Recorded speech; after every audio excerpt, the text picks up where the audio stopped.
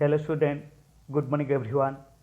Today I am going to discuss remaining question of 10th chapter, page number 135, question number 6, third number. If the cost of one banana is 2 rupees 50 paise, then what is the cost of 6 bananas? If the cost of one banana is 2 rupees 50 paise, then what is the cost of 6 bananas? अगर एक बनाना का price कितना 2 rupees 50 पैसे है तो फिर 6 बनाना का price कितना है।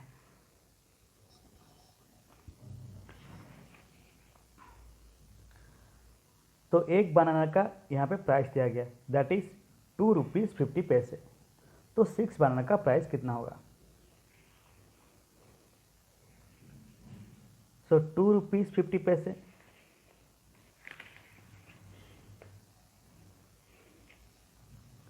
सो 2 रुपीज़ 50 पैसे। ये 2 रुपीज़ 50 पैसे को पैसे में कन्वर्ट कीजिए। So 2 rupees that is equal to 200 पैसे प्लस 50 पैसे। 200 plus 50 that is equal to 250 पैसे। तो 2 रुपीज़ 50 पैसे को पैसे में कन्वर्ट करने से कितना होता है 250 पैसे। तो एक बनाना का प्राइस कितना है 250 पैसे। तो 6 बनाना का प्राइस कितना होगा 250 इंटू 6। 250 को 6 में मल्टीप्लाई कीजिए।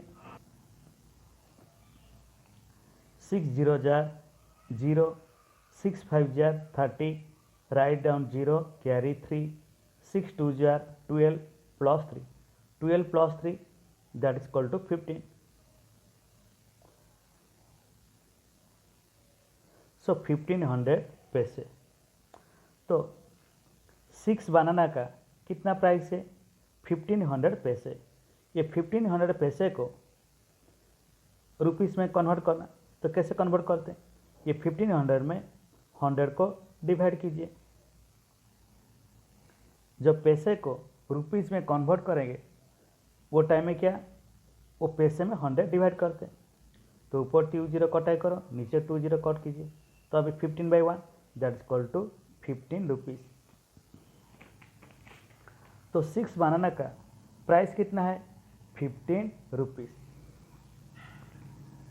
तो यहाँ पे 15 रुपीज़ लिखिए।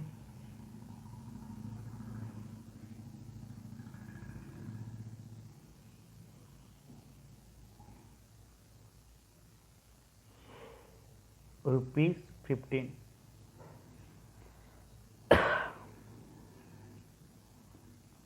Then question number 4. If the cost of one notebook is 15 rupees 50 paise, then how many notebooks can be bought for 124 rupees? If the cost of one notebook is 15 rupees 50 paise, then how many notebooks can be bought for 124 rupees? अगर एक notebook का price 15 rupees 50 पैसे है तो फिर 124 rupees में कितने notebook खरीद पाएंगे।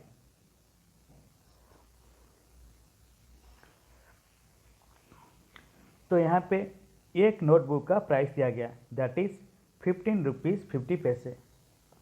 तो फिर 124 रुपीज़ में कितने नोटबुक खरीद पाएंगे।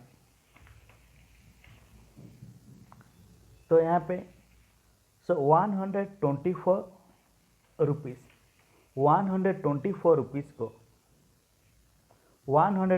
रुपीज़ को पैसे में कन्वर्ट कीजिए।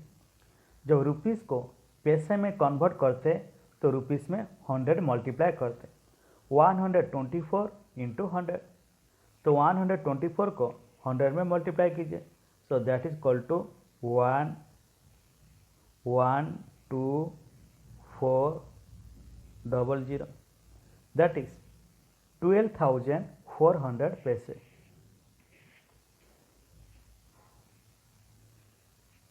बाद में वन नोटबुक का प्राइस कितना है 15 रुपीज़ 50 पैसे।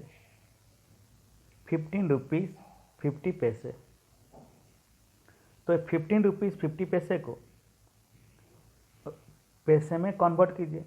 15 rupees that is equal to 1500 पैसे प्लस 50,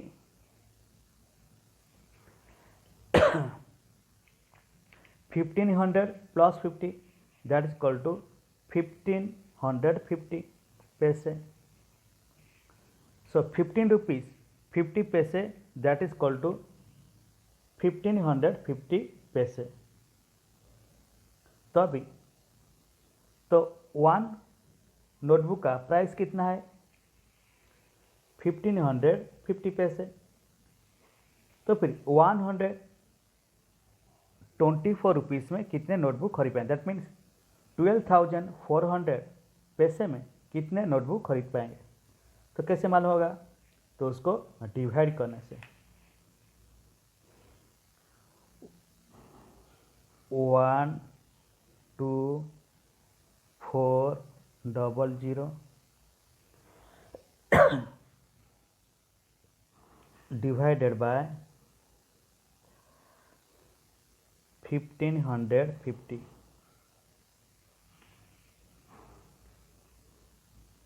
तो उसको डिवाइड कीजिए। तो 124 रुपीज़ को मैंने पैसे में कन्वर्ट किया, दैट इज इक्वल टू 12,400 पैसे। बाद में 1550 रुपीज़ 50 पैसे को मैंने पैसे में कन्वर्ट किया, दैट इज 1550 पैसे। तो अभी 12,400 को 1550 से अब डिवाइड करने से जो मिलेगा वो क्या है, नंबर ऑफ बुक्स। तो नीचे 10 कट कीजिए, ऊपर 10 कट कीजिए। अभी कितना है 1240 1240 डिवाइडेड बाय 155 से डिवाइड कीजिए। सो 155 8 जार 1240। तो अभी माइनस कीजिए, that equal 0। So that equal to 8 notebook.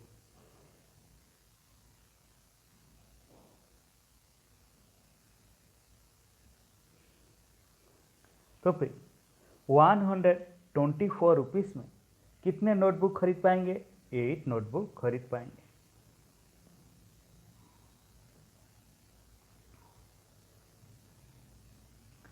Then next come to the question number 5. Mihir wants to buy a bag for rupees 70 rupees. He has one note of 50 rupees, one coin of 5 rupees, 3 coins of 2 rupees, 4 coins of 1 rupees and 4 coins of 50 paise. How many rupees does he need more?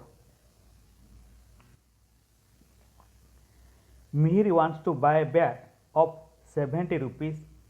He has one note of 50 rupees, one coin of 5 rupees, 3 coins of 2 rupees, 4 coins of 1 rupees and 4 coins of 50 paise. How many rupees does he need more? Mihir एक bat खरीद करना चाहता है, जो bat का price कितना है 70 rupees. तो मिहिर के पास वन नोट का 50 रुपीज़ है, वन कॉइन का 5 रुपीज़ है, 3 कॉइन का 2 रुपीज़ है, 4 कॉइन का 1 रुपीज़ है और 50 पैसा का 50 पैसा कॉइन का 4 कॉइन्स है।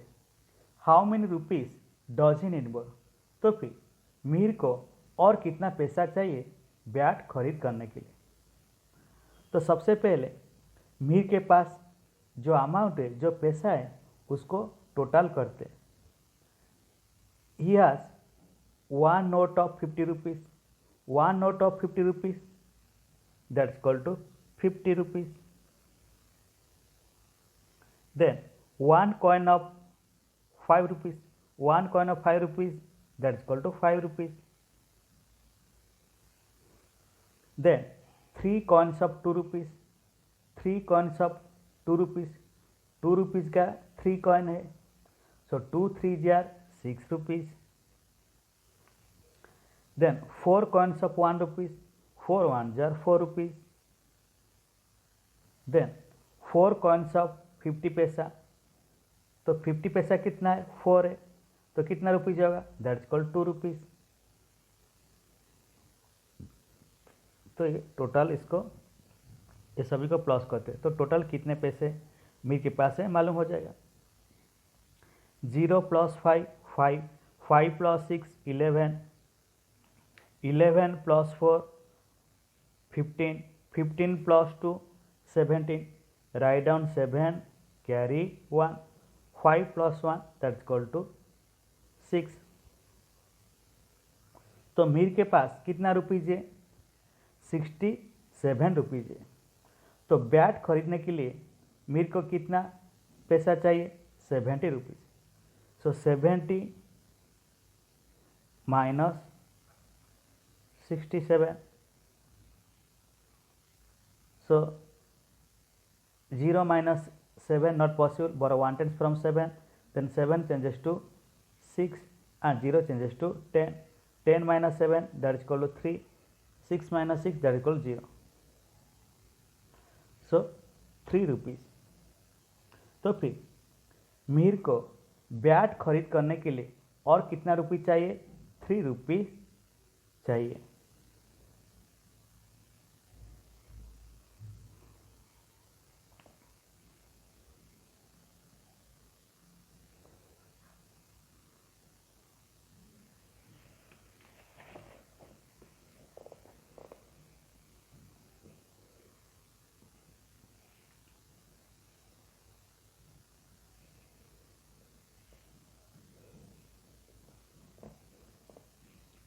Then next come to the question number 7, write in words, write in words, words में लिखिए। फर्स्ट नंबर 0.4, तो वर्ड्स में लिखना 0.4, 0.4, then second number 0.8, 0.8,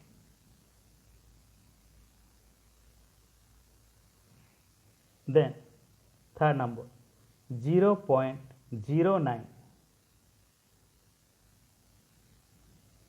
0.09,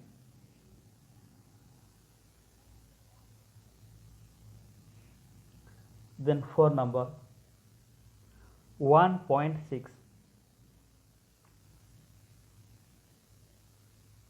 1.6, then 5 number 14.9,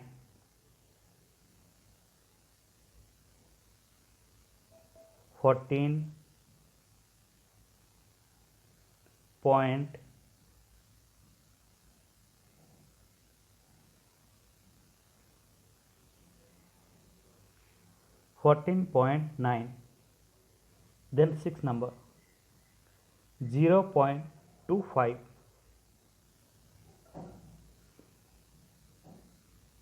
0.25,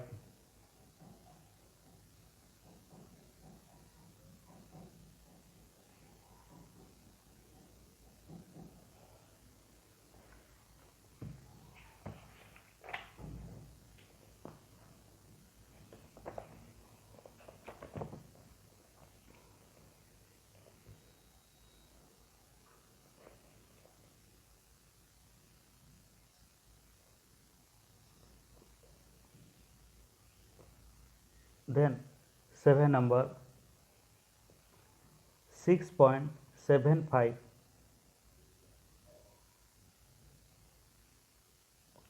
6.75,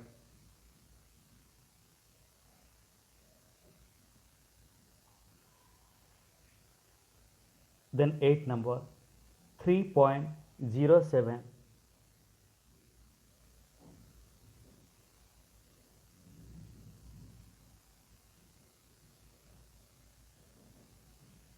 3.07.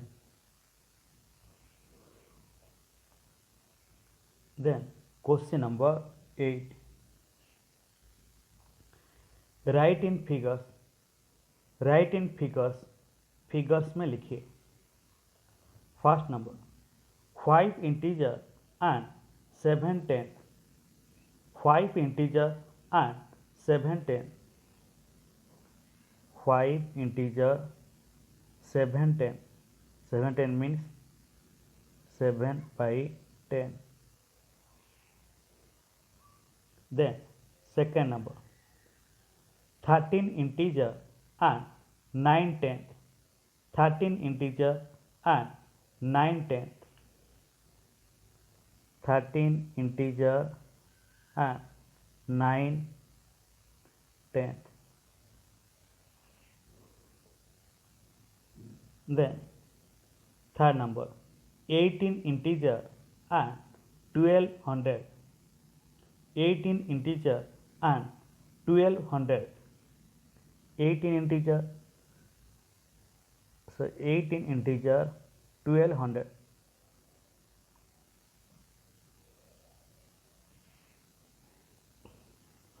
Then question number 4. 15 integer and 200. 15 integer and 200. 15 integer 200.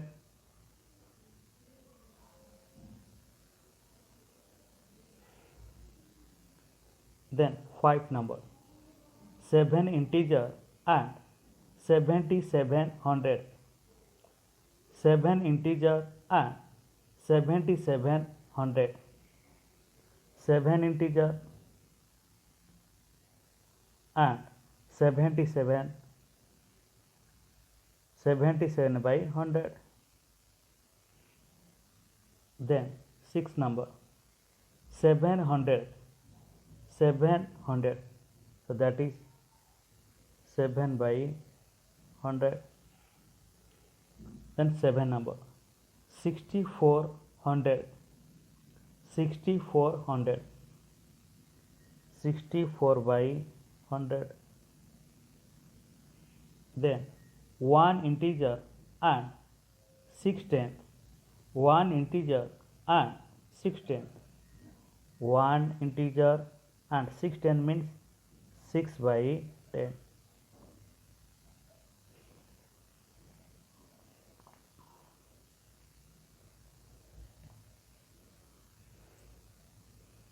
Then next come to the question number 9. Convert into decimal fraction. Convert into decimal fraction.